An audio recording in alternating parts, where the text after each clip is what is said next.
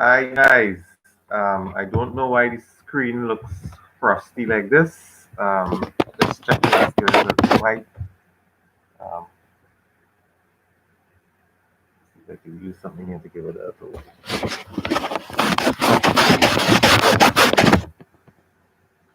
All right, a little better. So, congratulations to everyone who did really well in the exams, and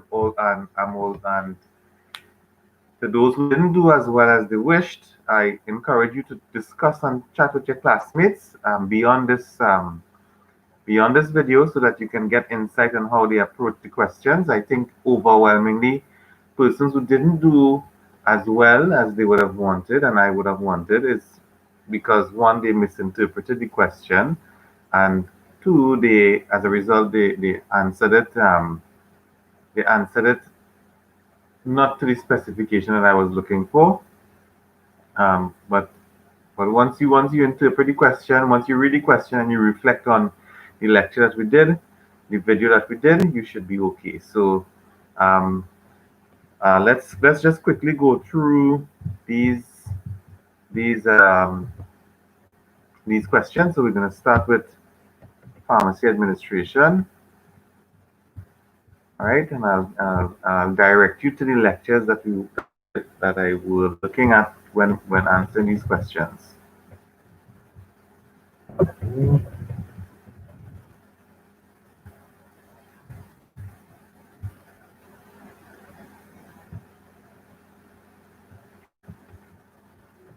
Right, so select and discuss the best approach used in managing the current conflicts as a result of coronavirus between public health agencies and the government, of course, and between them and the business sector and John Public. So I was looking for the interaction with the business sector to be one that is collaborating because, as you can see, what has been done and didn't work out too well is that um, measures were taken that essentially snuffed out the life of some small businesses and also took out the earning capacity of many persons in the country that would have um, set an early stage for the economic crisis post coronavirus or during coronavirus. So I wanted a collaborative approach as the answer where the government of the day and the public health agencies they work with the business sector and another reason why collaboration will work is because the business sector is a bit easier to work with. It's not going to be a total it's not going to be a total national approach or a national request. It's going to be the government of the day discussing with business owners and the business community. And the business community as a large group now they can assist the public health agencies in ensuring a compliance and adherence to the wearing of the mask policy, the sanitizing policy. So collaborating. There were many of you who wrote the entire lecture out for me on conflict. That was long, that was elaborate, and that was unnecessary.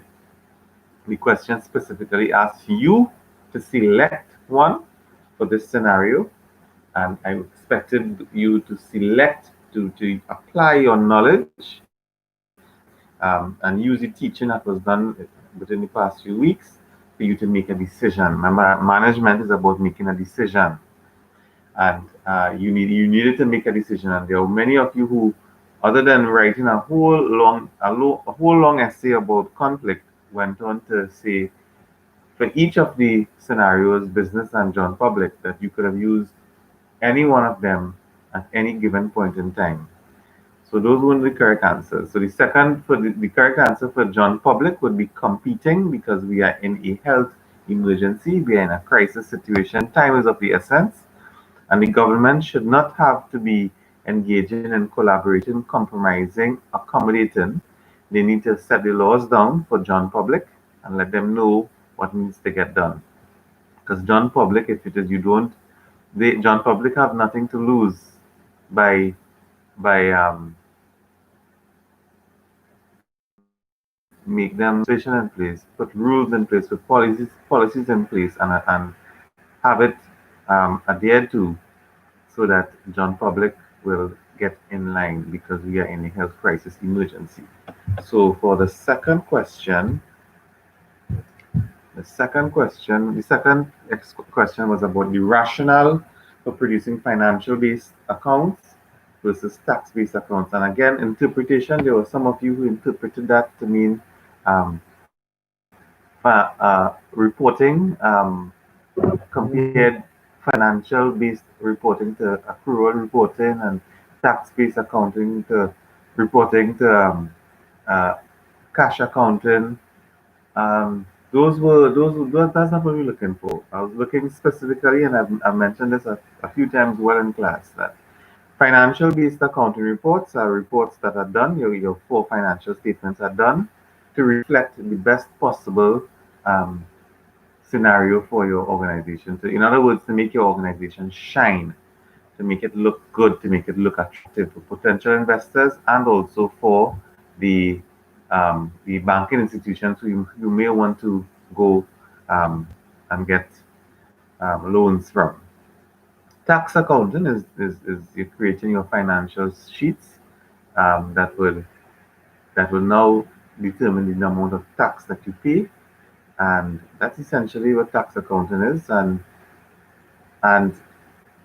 the in the source information to do this is your depreciation, how you go about recording depreciation, and secondly, your inventory costing methods. Remember, depending on if you use FIFO or adjust, is going to affect your cost of goods sold, COGS. Remember, the statement that we are looking at that would assist with that would give the most amount of information for either financial or tax accounting would be your income statement. And your income statement is manipulated with your expenses, and your expenses can be manipulated with depreciation expense and inventory costing methods. So that was the answer for number two. Some of you actually got it. I think there was one person who got it perfectly right, and I was very happy for that. And your third question was project management approach. Well, most of you all got this okay. Well, somewhat. What I wanted was for you guys to, utilize the habits of a project manager, or the West Seven Habits of a Project Manager, and and and talk about applying these principles to getting a project done. Some of you went into details about the software that we have to use and the programs that we have to employ. But project management is, remember, a project manager is a generalist. A project manager is someone who has a task at hand. If you look at the lecture, I didn't code lectures for you. For the first other two questions, I'll code the lecture, but you can get it in conflict management, right? And the second one, the rational, that's that's in my financial lecture. My lecture, you're supposed to get the answer there for that one. And right, so for project management, you would see in project management lecture. Let me see if I really get that lecture for you so that you could look at it.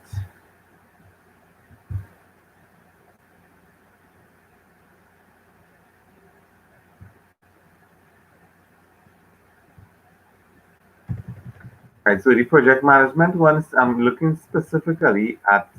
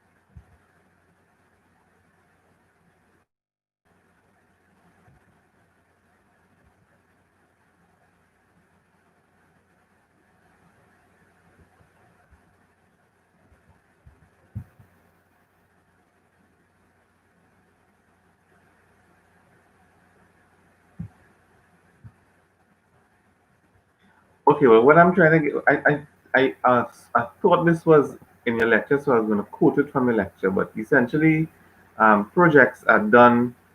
Projects are done of achieving a goal given the current restraints that they have to work with, and that's why project applications work really well. In that you go in there knowing what restraints or restrictions you have, and you have to work around. And that's why I said, tell me a project management approach that doesn't affect daily operations. I'm looking at this and I'm really trying to find where I wanted to quote something here for you, but I'm not seeing it. Maybe I would have seen it in some other piece of literature. All right, so I would have hoped some of you would use the West 7 habits of a project manager or the skills of a project manager to use that now to talk about how having those habits and having those skills, you're now going to approach a project of knowing exactly what the outcome is, setting goals and plans, deliverables, measurables. Um, you did not need to specify what the actual robotics and automation was. Some of you all did that. That was not necessary to answer any question. So that was pharmacy administration. So now we go on to community pharmacy management.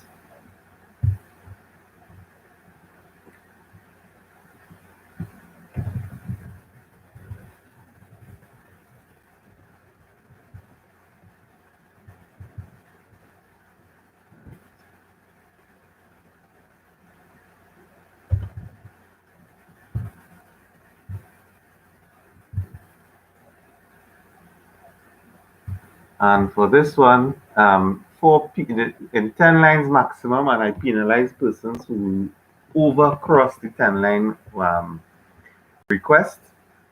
I mean, I was lenient on persons who just went over by 2, even 5 lines. So, but persons who overdid it, I had to take a mark out for that. 4 P's of strategic marketing to position you. A lot of you all missed this. The question was positioning you as an individual, as the pharmacist, you as a brand. And the 4 P's, of course, being product, who you are as a product. What are you as a product? What product do you produce? Is it your style? Is it your knowledge? What is your product? What is your core product? The price, the cost of your services. Sarvesh, this is a live it's not a class. I'm just doing a recording so that you can, I will send it to you all, to you all in the group, just to answer the second course assignment, all 3 classes. All right, send this to you all to look at today or tomorrow. So back to what I was saying here. Right. So the 4 P's, it's meant to position you. It's meant to position you in the market, and it's meant to. The P's were, as I spoke of, product, price. I spoke of product, price. How much your services are. Is it within market rate? Is it above, below? Why? Um, Place. Where you would want to be located, or are you able to move from place to place? Promotion, how do you promote yourself? How do you get your name out there? That's the 4 P's, and those things position you in the market. The next question was how the balanced scorecard tool can be used in a business plan. Now, guys, I did a nice lecture on balanced scorecard, and I expected all of you to quote from the lecture, quote from your PowerPoint, that balanced scorecard is looking at your organization, monitoring your organization. It's a monitoring any point that balanced scorecard is looking at your organization, monitoring your organization. It's a monitoring and evaluation by um, ensuring that your customers are happy, and finally to make sure that the bottom line is being made. I asked specifically how it relates to coronavirus, and I got some responses from some of you.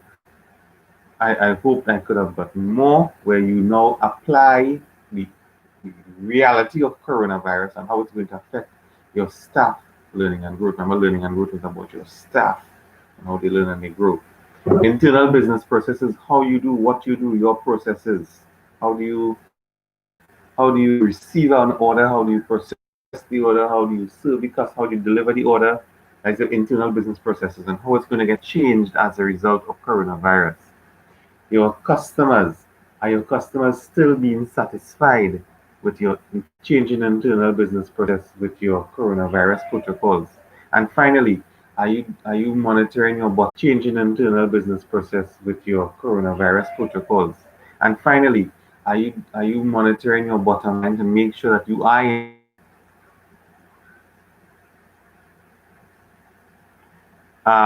yes, Sarah, I and Dr. Maraj, but I saw with institutional that the grades still look out of 100, but it's supposed to be out of 10, 10, 10, and 10, 10, and 5 is probably attendance, but those things are supposed he's going to have those things up hopefully by tomorrow or by tomorrow most likely because he asked me to get the corrections done by today. So that's what I did. I finished all the marks for today.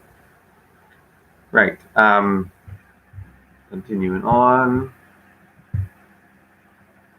So and a business plan. So you didn't have to go into a full detailed business plan. I just wanted you to say that in your business plan, you will be using the balance scorecard to be monitoring and evaluating the current state of your business and where are we going. Right? You didn't need to go into a business plan. The third question was, oh, that was it. That was just it for management.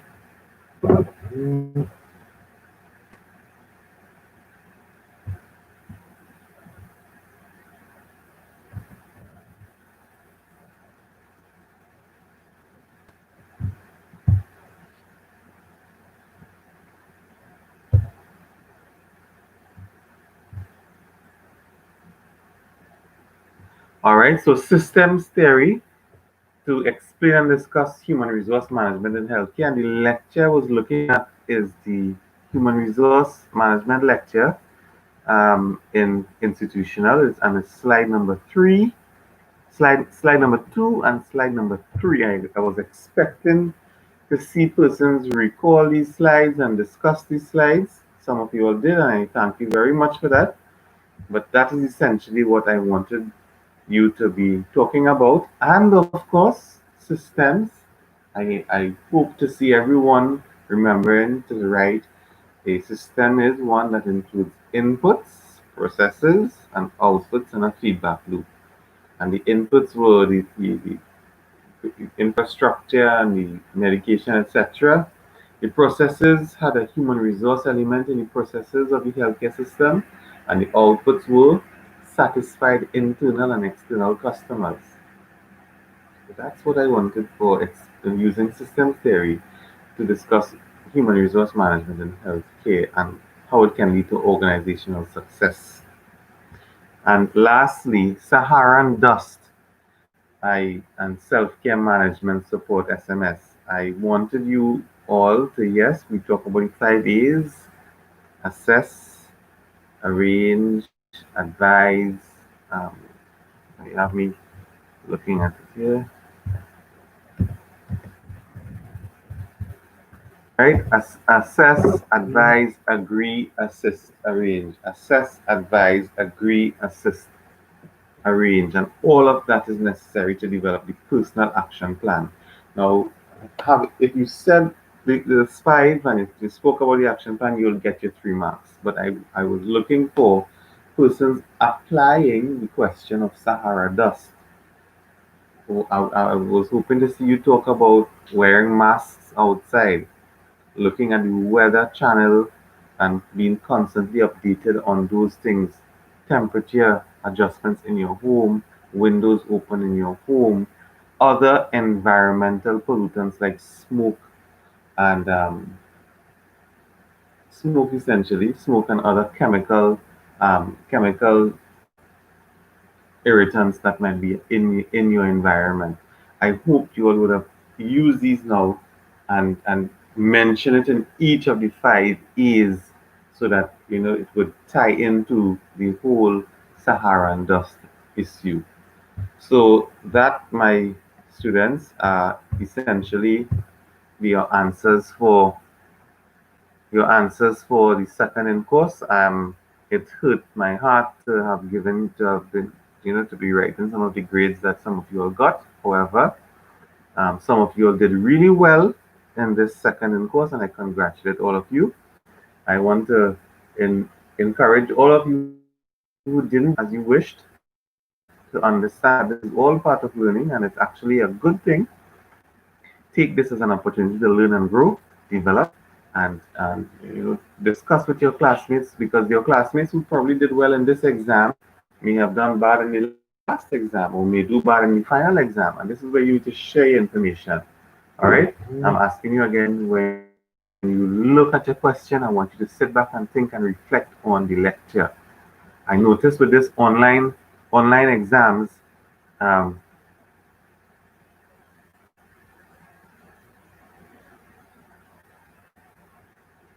okay, Matthew. Um, I want you to understand that yes, you might be using resources that you might have available, but we did a class with material, with a lecture. Use those first if it is that you have to answer a question. Then you can use other resources to back it up. Matthew, regarding the second instant question, the limit was 29, so it kind of affected speaking in one Sahara. No, remember, I didn't want you to talk in detail about Sahara dust enough. I wanted you to have Sahara dust in your mind when we are talking to the patient in self-care management, when we are doing the assessing, when we are doing the advising, when we are doing the arranging.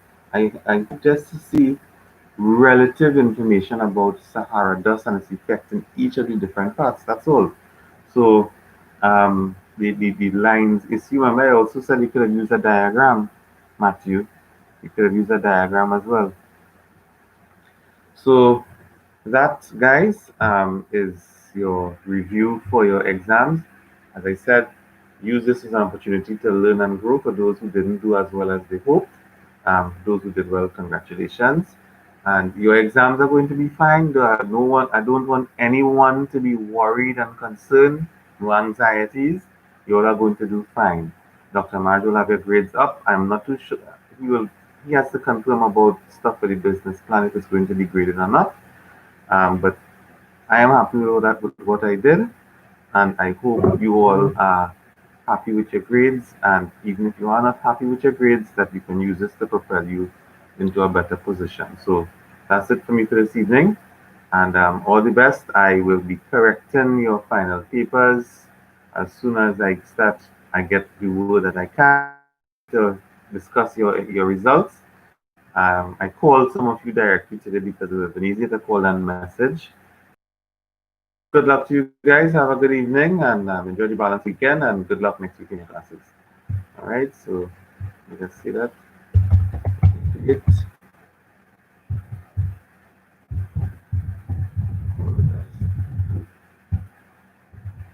One.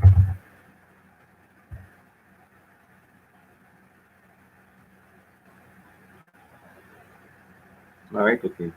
Well, take it.